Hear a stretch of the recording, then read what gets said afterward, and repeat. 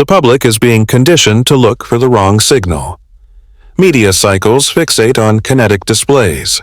Drone strikes in Russian border regions, as reported by the Tribune Democrat, or inflammatory rhetoric like locked and loaded and NATO cries war.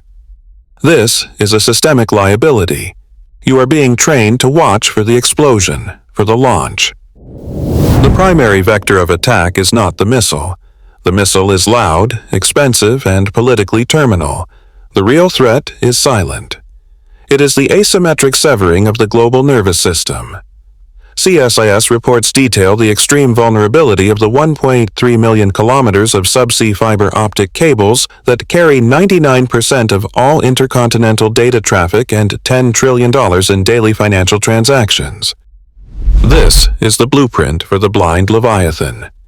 A state's military and economic power, its very solvency, is predicated on total information awareness. By targeting this system with low-cost, high-impact attacks, an adversary doesn't need to win a conventional war. They only need to create a data blackout. A blinded superpower has lost its ability to calibrate a response. Is it a technical glitch, or is it a decapitation strike? In a zero-sum environment, the state cannot afford the perception of paralysis. Proxy analysis confirms that its only remaining protocol is a launch-on-warning posture, triggered not by incoming missiles, but by total silence. This makes a full-spectrum kinetic event a matter of mathematical certainty, not political choice.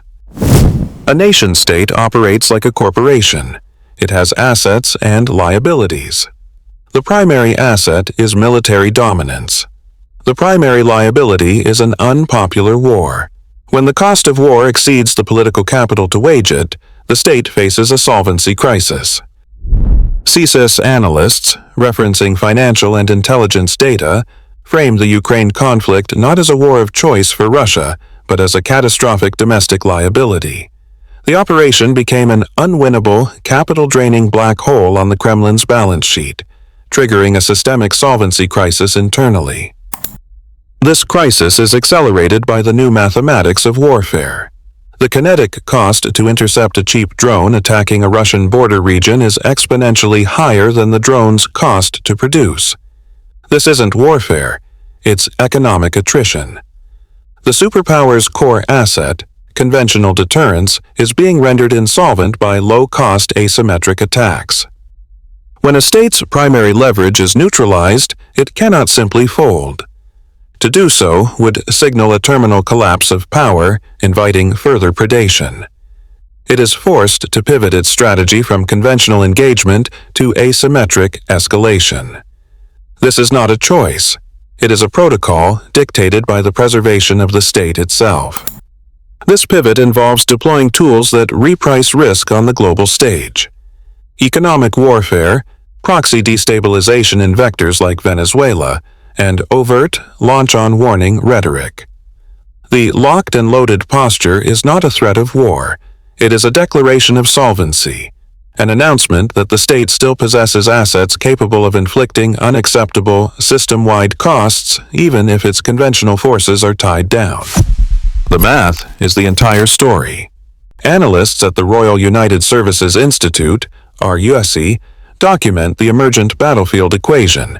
A $5 million main battle tank, the symbol of land-based dominance, is now a confirmed liability. It can be located, targeted, and neutralized by a $500 first-person view drone. This is not a battle, it is an economic liquidation, a 10,000 to 1 cost disparity. This asymmetry is the accelerant for the entire systemic collapse of conventional deterrence. This mathematical imbalance creates a solvency crisis for every major military power. Their entire force structure, built on a foundation of high-cost, exquisite platforms, is now economically indefensible.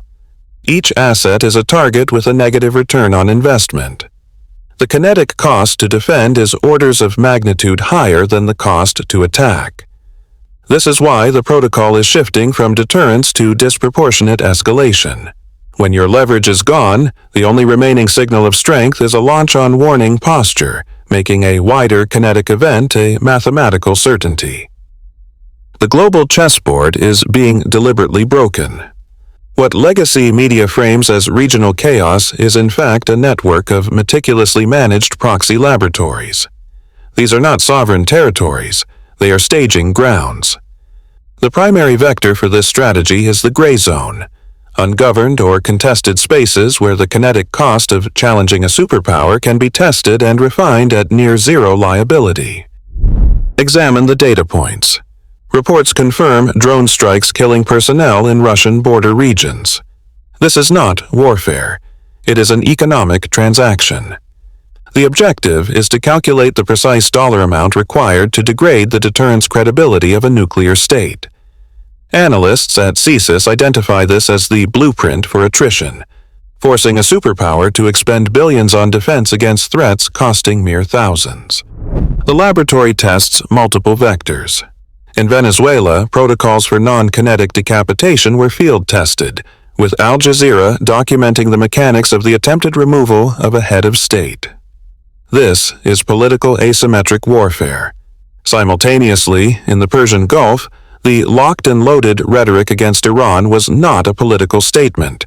It was a live-fire test of the escalation reflex. The goal: determine the exact threshold of a proxy attack needed to trigger a disproportionate, system-destabilizing response.